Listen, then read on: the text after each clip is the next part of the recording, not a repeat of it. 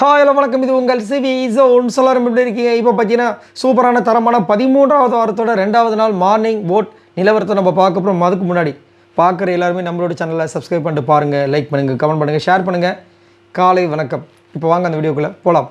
So நேற்று பார்த்தீங்கன்னா சூப்பரான சம்பவங்கள் எக்கச்சக்கமாக நடந்துச்சு. அதுலேயும் குறிப்பாக பார்த்தீங்கன்னா டிக்கெட்டு ஃபினாலோட ஃபஸ்ட்டு ரவுண்டில் வந்துட்டு பிஜேபி வந்து கடைசியாக 5 பாயிண்ட் எடுத்திருந்தாங்க. அது வரைக்கும் தான் ஓடிட்டு இருந்தது. அதுக்கப்புறம் வந்துட்டு நல்ல ஒரு டஃப்பாக கொடுத்துட்டு இருந்தாங்க. எனக்கு தெரிஞ்சு அதுக்கப்புறமா திவ்யா போனாங்கன்னு நினைக்கிறேன். ஸோ மற்றபடி பார்த்தீங்கன்னா சுபிக்ஷா வந்துட்டு ஃபஸ்ட்டு 9 பாயிண்ட்டும், அரோரா வந்துட்டு 8 பாயிண்ட்டும், அதுக்கப்புறமா கமருதீன் தான் வந்து 7 பாயிண்ட் வாங்கியிருப்பான்னு நினைக்கிறேன். ஏன்னா நல்லா ரொம்ப இதுவாக இருந்தார். மற்றவங்களாம் வந்து ஒரு சில பேர்லாம் பாவம் ரொம்ப பரிதாபமாக வந்துட்டு ஒரு சின்ன சின்ன தவறு செஞ்சதுனால வெளியேறிட்டாங்க. ஸோ நீங்கள் பார்த்தீங்களான்றதை சொல்லுங்கள். இந்த டிக்கெட்டு ஃபினால யார் வின் பண்ணுவாங்கன்னு நினைக்கிறீங்கிறத மறக்காம கீழே கமெண்ட்ஸ் பண்ணுங்கள். அதேமாதிரி இந்த பேட் டச் அப்படின்ற ஒரு விஷயம், அன்வான்ட் டச்சு அப்படின்ற ஒரு விஷயமாக தான் இருந்துச்சு. அதை பேட் டச்சாக எப்படி மாற்றினாங்கன்னு தெரியல. அது மட்டும் இல்லாமல் அதுக்கு ஒரு க்ளோஷர் வந்து நேற்று நடந்தது. அது உண்மையிலேயே விஜய் பறதுக்கு ஒரு கிடைத்த ஒரு பெரிய வெற்றியை நான் பார்க்குறேன். ஏன்னா இதை வச்சே வந்துட்டு ஒரு வழி ஆக்கியிருப்பாங்க அந்த பொண்ணை. அதனால தான் இப்போ கேமில் வந்து கான்சன்ட்ரேட் பண்ண முடிஞ்சது. அதனால் அவங்க 5வது இடத்தையும் பிடிக்க முடிஞ்சுது. அந்த பொண்ணுக்கு அந்த வெரிகோஸ் பெயின் இல்லைன்னா கண்டிப்பாக செம்மையாக இருந்திருக்கும். ஸோ உங்களுக்கு நேற்றோட டாஸ்கில் இவங்க தாங்க எனக்கு ரொம்ப பிடிச்சிருந்தது. செம்மையாக பண்ணாங்கன்னா நீங்கள் யாரை சொல்லுவீங்க? இந்த சீசன் 9ஓட டைட்டில் வினர் யார் வருவாங்கன்னு நினைக்கிறீங்கிறத கீழே கமெண்ட்ஸ் பண்ணுங்க. இப்போ வாங்க இந்த வீடியோக்குள்ள போகலாம். ஃபர்ஸ்ட் பிளேஸில் யார் இருக்கா அப்படி பார்த்தீங்கன்னா நம்மளுடைய கானாமனத் வந்துட்டார். இவர் எவ்வளோ ஓட்ஸ் வாங்கியிருக்காரு அப்படி பார்த்தீங்கன்னா 28,606 ஓட்ஸ் வாங்கியிருக்காங்க. ஓட்டிங் பர்சன்டேஜ் பார்த்தீங்கன்னா 25.45. ஸோ கானா வினோத் சூப்பராக வந்து தரமாக அவருக்கு ஓட்டு வந்து வந்துட்டுருக்கு. நேற்று பார்த்தீங்கன்னா ஸ்டார்டிங்கில் வந்து கொஞ்சோண்டு ஓட்டு டிஃப்ரென்ஸில் 2வது பிளேஸ் இருந்தார். இப்போ வந்து தரமாக வந்து ஃபஸ்ட் பிளேஸில் வந்துட்டார். பட் இவங்களுக்கும் அடுத்தபடியாக இருக்கிற திவ்யாவுக்கும் பார்த்தீங்கன்னா பெருசளவில் வந்து டிஃப்ரென்ஸில் ஒரு 1000 ஓட்டு தான் டிஃப்ரென்ஸில் இருக்குது. அதே மாதிரி கானாமனத் வந்து நேற்று வந்து ஒரு சம்பவம் பண்ணார்.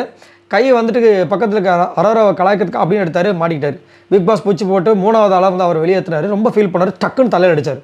எனக்கு ஒரு மாதிரி அடிச்சு செம்ம சவுண்டு கடிச்சு வலி எடுத்துருக்கும். ஏன்னா உள்ளுக்குள்ள அவ்வளோ வெறி. ஏன்னா டாஸ்க்கு வந்துச்சுன்னா வந்துட்டு வினோத்தில் அவ்வளோ சீக்கிரத்தை விட்டு கொடுக்குற ஆளே கிடையாது. அது வந்துட்டு எனக்கே ரொம்ப வருத்தமாக இருந்துச்சு. அது ஜாலியாக பண்ணிட்டார். இல்லைனா கண்டிப்பாக அவரே சொன்னார் 9 பாயிண்ட் நான் எடுத்திருப்பேன், மிஸ் ஆகிடுச்சு அப்படின்ட்டு. 2வது பிளேஸ் பார்த்தீங்கன்னா நம்மளுடைய திவ்யா இருக்காங்க. இவங்க எவ்வளோ ஓட்ஸ் வாங்கியிருக்காங்க அப்படி பார்த்தீங்கன்னா 27,586 ஓட்ஸ் வாங்கியிருக்காங்க. ஓட்டிங் பர்சன்டேஜ் பார்த்தீங்கன்னா 24.54. திவ்யாவை பற்றி நம்ம கண்டிப்பாக சொல்லி ஆகணும். ஏன்னா ஒரு நாளைக்கு முன்னாடி வந்துட்டு என்ன பாரு என்னை பார்த்து பயந்து ஓடுறீங்களா அப்படின்னு சும்மா கலாச்சி பயங்கரமாக பண்ணியிருப்பாங்க. ஆனால் அடுத்த நாள் நேற்று காலையிலேருந்து பார்த்தீங்கன்னா கப் சிப்புன்னு சைலண்ட்டாக இருந்தாங்க. ஏன்னா அந்த பிஆர் அப்படின்ற ஒரு விஷயத்தை வந்துட்டு அங்கே பிக் பாஸ் கொடுத்தது வந்து பார்த்தீங்கன்னா நிறைய பேரோட விஷயங்கள் எல்லாமே மாற்றமாக மாறிச்சு. திடீர்னு பார்த்தா கமருதீன் பொங்குற விஷயங்களாக இருந்தாலும் சரி, திவ்யா வந்து அப்படியே சைலண்ட்டாக ஆனாலும் சரி. ஆனால் நிறைய பேர் வந்துட்டு அவங்களே வாக்குமூலம் கொடுத்த மாதிரி ஏன் பிஆர் வச்ச என்ன அப்படின்ற மாதிரிலாம் ஒரு சில விஷயங்கள்லாம் பண்ணாங்க. ஏன்னா திவ்யாவுக்கு வெளியில் வந்து சோஷியல் மீடியாவில் ஃபுல்லாக வர விஷயங்கள் அவங்களுக்கு பிஆர் ஓட்ஸ் எக்கச்சக்கமாக இருக்குது. ஏன்னா அவங்க இது வரைக்கும் என்ன பண்ணாங்க அப்படி கேட்டால் உள்ளே வந்து யாருமே எதுவுமே சொல்லவும் மாட்டாங்க. ஏன்னா இருந்தால் தானே சொல்கிறதுக்குன்ற மாதிரி ஒரு விஷயம் போயிட்டுருக்கு. பட் இன்றைக்கி அதாவது நேற்று வந்து ஒரு சம்பவம் பண்ணாங்க. எனக்கு ரொம்ப பிடிச்சிருந்தது. என்னென்னா விஜய் பாரதிக்கு இந்த மாதிரி பிரச்சனை அப்படின்னோட முதல் வந்துட்டு அவங்க சொன்னாங்க இதை வந்து அவள் தாங்க பண்ணியிருப்பா அப்படின்ட்டு. அந்த பேட் டச் விஷயத்தை அப்பயே பலர் நிறைய வேண்டி தானே கமருதுன்னு சொல்லியிருப்பாங்க.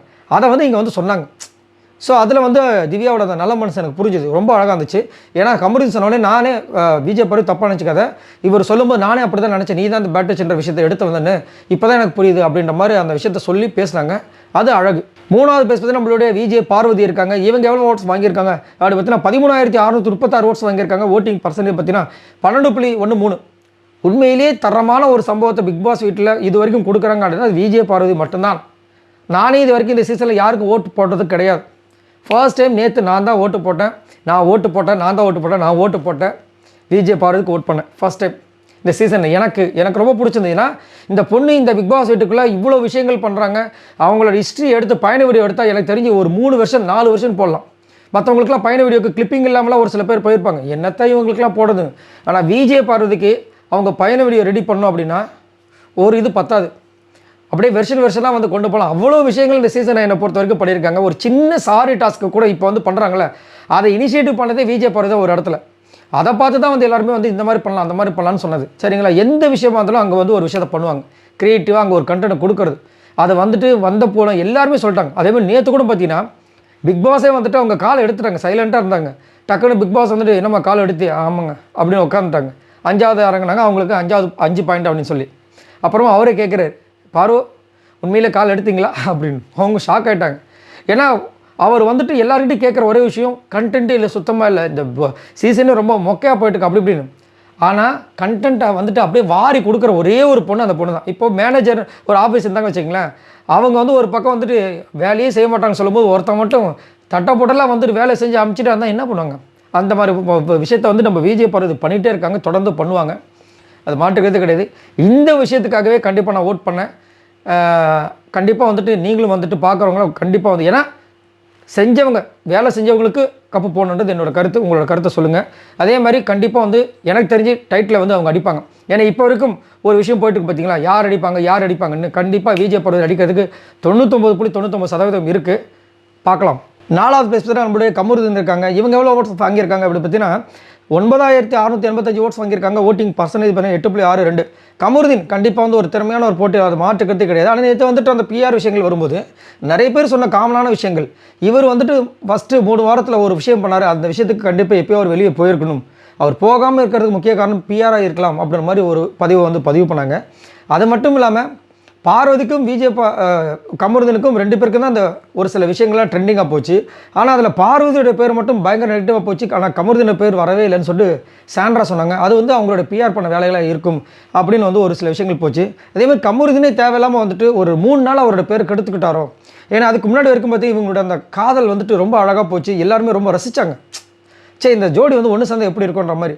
பிக் பாஸ் வந்து காலையில் மார்னிங் சாங்கில் வந்துட்டு அந்த சாங்கை போடுறாரு. இப்போ அவரே ரசிக்கிறார். திடீர்னு பார்த்தீங்கன்னா டக்குன்னு இவர் பண்ணது எனக்கு வந்து கஷ்டமாக இருக்குது, என்ன சொல்கிறதுன்னு தெரியல. கமருதீன் ரசிகர்கள் நீங்கள் என்ன நினைக்கிறீங்கன்றத சொல்லுங்கள். 5வது பிளேஸ் பார்த்தீங்கன்னா விக்ரம் இருக்காங்க. இவங்க எவ்வளோ ஓட்ஸ் வாங்கியிருக்காங்க அப்படி பார்த்தீங்கன்னா 7927 ஓட்ஸ் வாங்கியிருக்காங்க. ஓட்டிங் பர்சன்டேஜ் பார்த்தீங்கன்னா 7.05. ஸோ 2வது ஆளாக நேற்று டிக்கெட்டு ஃபினால வெளியேறின ஒரு ஆளை பற்றி நம்மளுடைய விக்ரம் வெளியேறி வந்துட்டார். ஆனாலும் பார்த்தீங்கன்னா அங்கே வந்துட்டு விஜய் பாரு இப்படி முடியாமல் பண்ணுறாங்க. ஆமாம் சொன்னாங்க பிக் பாஸ் ரூல் வந்துட்டு ஒரே ஸ்ட்ரெயிட்டாக நில்லுங்கன்னு. ஆனால் ஸ்ட்ரெயிட்டாக நின்னா தான் நான் பாயிண்ட் கொடுப்பேன்னு சொல்லலை. கையை எடுத்தால் தான், கால் எடுத்தால் தான் பாயிண்ட்டை வந்துட்டு இது பண்ணுவோம், உங்களை வந்து வெளியேற்றோன்னு சொல்லியிருந்தார். அதுங்களும் இங்கே வந்து புலம்பி தள்ளுறாரு, இவனும் இப்படி பண்ணுறாங்க, நானும் தான் பண்ணியிருப்பேன், பண்ணுங்கள், யார் வேணான்னு சொன்னால் ஒரு பக்கம். இன்னொரு பக்கம் திவ்யாவோட விஷயங்களை அழகாக வந்து சூப்பராக நேற்று வந்து பண்ணார். அவர் கேட்குற கேள்விக்கும் அவர் பேசின விஷயங்களுக்கும் சைலண்ட் ஆகிட்டாங்க திவ்யா. அதுக்கப்புறம் திவ்யாவோட பேச்சு பெருசாக வெளியே வரல. ஸோ அதில் வந்துட்டு செம்மையான ஒரு சம்பவத்தை வந்து விக்ரம் பண்ணார். பார்க்கலாம். ஆனால் என்னோட ஆசை நான் ஆல்ரெடி சொன்னது தான், விக்ரம் கண்டிப்பாக டாப் 5ல் வரணும் அப்படின்ட்டு. 6வது பேஸ் பார்த்தீங்கன்னா அரோரா இருக்காங்க. இவங்க எவ்வளோ ஓட்ஸ் வாங்கியிருக்காங்க அப்படி பார்த்தீங்கன்னா 7220 ஓட்ஸ் வாங்கியிருக்காங்க. ஓட்டிங் பர்சன்டேஜ் பார்த்தீங்கன்னா 6.42. ஸோ நேற்று வந்து பார்த்தீங்கன்னா 7வது பிளேஸ் இருந்தாங்க. இப்போ வந்து கொஞ்சம் மேலே ஏறி சபரியை கீழே தள்ளிட்டு 6வது பிளேஸ் வந்திருக்காங்க. இது எனக்கு சுத்தமாக பிடிக்கல. ஏன்னா சபரியை விட சூப்பராக இந்த கேம் கொடுத்துருக்காங்களா கிடையவே கிடையாது. அதேமாதிரி அரோரா ஆனால் நேற்று ஒரு சம்பவத்தை பண்ணுறாங்க. டிக்கெட்டு ஃபினாலில் 2வது லாஸ்ட்டுக்கு முன்னாடி அந்த இது இறங்கினாங்க. ஸோ அவங்களுக்கு இப்போ வந்து கையில் வந்துட்டு 8 பாயிண்ட் வச்சுருக்காங்க. ஒன்றும் சொல்கிறதுக்கு இல்லை. சப்போஸ் இவங்களுக்குலாம் வந்து டிக்கெட்டு ஃபினாலில் இப்போ எப்படி சும்மாவே வந்தாங்களோ அதேமாதிரி இதுலேயும் கிடச்சிருச்சு வச்சுங்களேன், கஷ்டம். இவங்க பாடுக்கு அந்த டாப் 5ல் ஒரு இடத்த பிடிச்சிட்டாங்கன்னா அப்போ 4 பேருக்கு தான் அங்கே இடம். மீதி இருக்கவங்களாம் சண்டை போட்டு அதில் வந்து யாராவது பெரிய விக்கெட் போயிடுமோன்ற ஒரு பதப்பதப்பு இருக்குது. ஒன்றும் சொல்கிறதுக்கு இல்லை. 7வது பிளேஸ் பார்த்தீங்கன்னா சபரி இருக்காங்க. இவங்க எவ்வளோ ஓட்ஸ் வாங்கியிருக்காங்க அப்படி பார்த்தீங்கன்னா 7030 ஓட்ஸ் வாங்கியிருக்காங்க. ஓட்டிங் பர்சன்டேஜ் பார்த்தீங்கன்னா 6.25. சபரி நேற்று ஒரு சம்பவம் பண்ண எனக்கு ரொம்ப ரொம்ப பிடிச்ச சம்பவம். எல்லாமே முடிஞ்சிருச்சு, பேட் டச் அந்த விஷயங்கள் அவங்க அழகாக பேசி அதை கிளியர் பண்ணியாச்சு, க்ளோஸர்லாம் கொடுத்தாச்சு. அதுக்கப்புறமா திரும்ப வந்துட்டு கமருதீன் ஆரம்பித்தார். திரும்ப அவங்க யோசிச்சார் என்ன பண்ணுறதுன்னு. அதுக்கு அழகாக அவருக்கு ஒரு தீர்வு கொடுத்தாரு. சூப்பராக இருந்துச்சு, ரொம்ப மெச்சூரிட்டியாக இருந்துச்சு. யாரெல்லாம் பார்த்து ரசிச்சிங்கன்னு சொல்லுங்கள். அதேமாதிரி இவருக்கும் வந்துட்டு போராத காலம் கையை லைட்டாக அப்படி எடுத்தார். பிக் பாஸ் போச்சு, அவர் 4வது ஆளாக வெளியேற்றினார். இல்லைன்னா அவர் கூட ரொம்ப நேரம் நின்று இருப்பார். ஆனால் கண்டிப்பாக சபரி எனக்கு டாப் 5ல் வரணும் ஆசை தான். 8வது பிளேஸ் பார்த்தீங்கன்னா சாண்ட்ரா இருக்காங்க. இவங்க எவ்வளோ ஓட்ஸ் வாங்கியிருக்காங்க அப்படின்னா 6860 ஓட்ஸ் வாங்கியிருக்காங்க. ஓட்டிங் பர்சன்டேஜ் பார்த்தீங்கன்னா 6.1. ஸோ சாண்ட்ராவும் எனக்கு வந்து கண்டிப்பாக டாப் 5ல் வரணும் ஒரு ஆசை இருக்குது. ஏன்னா கேமை சூப்பராக இந்த 2 வாரமாக செம்மையாக அனலைஸ் பண்ணுறாங்க, ரொம்ப அழகாக இருக்குது. கமருதீன்கிட்ட இன்றைக்கி பேசின விஷயங்கள்லாம் பார்த்தீங்கன்னா சூப்பராக இருந்துச்சு. அவரால் எதுவுமே பேச முடியல. அதேமாதிரி அது எதுக்காக பண்ணுறாங்கன்னா நேற்று வந்துட்டு முந்தா நேற்று வந்து விஜய் பாரு ஒத்தாலாம் நின்னாங்களே, அந்த விஷயத்துக்கு அவங்க பண்ணுற விஷயங்கள் ரொம்ப அழகாக இருந்துச்சு. இப்போ கேமை புரிஞ்சுக்கிட்டு நிறைய விஷயங்கள் பண்ணுறாங்க. பட் இருந்தாலும் ஓட்டு கம்மியாக வருது. எப்படி லாஸ்ட்டாக பார்த்தீங்கன்னா சுபிக்ஷா இருக்காங்க. இவங்க எவ்வளோ ஓட்ஸ் வாங்கியிருக்காங்க அப்படின்னு பார்த்தீங்கன்னா 3869 ஓட்ஸ் வாங்கியிருக்காங்க. ஓட்டிங் பர்சன்டேஜ் பார்த்தீங்கன்னா 3.44. ஸோ சுபிக்ஷா கண்டிப்பாக வந்துட்டு இந்த வாரம் இருந்தாங்கன்னா, அதை டிக்கெட்டு ஃபினாலில் வாங்காமல் இருந்தாங்கன்னா கண்டிப்பாக வந்து வீட்டை விட்டு போயிடுவாங்க. அது வந்து மாற்றுக்கிறதே கிடையாது. ஆனால் இதில் இன்னொரு டவுட் இருக்குது. போன வாரமும் அவங்க லாஸ்ட்டில் தான் இருந்தாங்க. பட் மேலே இருக்கிற அமித்தும் கனியும் போனாங்க. ஸோ இங்கே என்ன நடக்குதுன்னு நம்மளுக்கு தெரியல, யார் அனுப்ப போகிறாங்கன்னு தெரியல. அப்படின்னு பார்க்கும்போது இவங்க போயிடுவாங்களோட ஒரு டவுட் இருக்குது. பட் இன்னும் ஒரு சில பேரோட கருத்து என்னவாக இருக்குன்னா, இவங்க டாப் 5ல் போகிறதுக்கு தான் ஒரு விஷயம் நடக்குதுன்ற மாதிரி ஒரு ரூமர் கிளப்பி விடுறாங்க. இன்னொரு பக்கம் இவங்களுக்கு அந்த பெட்டி கிடச்சதுன்னா சூப்பராக இருக்கும். ஏன்னா இருக்கிற ரொம்ப ஏழ்மையான ஃபேமிலி அவங்க தான் அப்படின்ற மாதிரி சொல்கிறாங்க. அது நான் கண்டிப்பாக அக்செப்ட் பண்ணுறேன். கண்டிப்பாக இவங்களுக்கு அந்த பணப்பெட்டி கிடச்சதுன்னா ரொம்ப சூப்பராக இருக்கும். ஏன்னா மற்றவங்க எல்லாருமே ஓரளவுக்கு வந்தவங்க. பட் இவங்க வந்துட்டு இன்னுமே ஏழ்மையாக இருக்கிற ஒரு காரணத்தினால இவங்களுக்கு அந்த பணம் போச்சுன்னா நல்லாயிருக்கும். லாஸ்ட்டாக இவங்க எல்லாரும் மொத்தமாக ஓட்ஸ் இது வரைக்கும் பார்த்தீங்கன்னா 1,12,419 ஓட்ஸ் வாங்கியிருக்காங்க. ஸோ நீங்கள் உங்களோட கருத்துக்களை சொல்லுங்கள். நான் மறுபடியும் சொல்கிறேன், விஜய் பார்வதி எப்பயுமே மாஸ். மக்களோட விஷயங்கள் இது வரைக்கும் பார்த்தீங்கன்னா உள்ள பிஆர்னு அவ்வளோ விஷயங்கள் சொன்னாலும் விஜய் பார்வதியை பற்றி ஒருத்தரும் உள்ள சொல்லவே இல்லை, வெளியும் சொல்லவும் இல்லை. அதுதான் விஜய் பார்வதி. அப்போ மக்களோட ஓட்டு இவங்களுக்கு வந்துட்டு இருக்கு. ஸோ உண்மையான மக்களோட ஓட்டு வாங்கி இவ்வளோ தூரம் வந்திருக்காங்கன்னா இவங்களும் அதேமாதிரி இவங்கள மாதிரி பிஆர் வச்சுருந்தாங்கன்னா ஸோ வைக்காமல் இவ்வளோ தூரம் வந்திருக்காங்க. இதுவே ஒரு பெரிய வெற்றியாக தான் நான் பார்க்குறேன். இதை பற்றி உங்களோட கருத்துக்களை சொல்லுங்கள். பாய் நண்பர்கள்.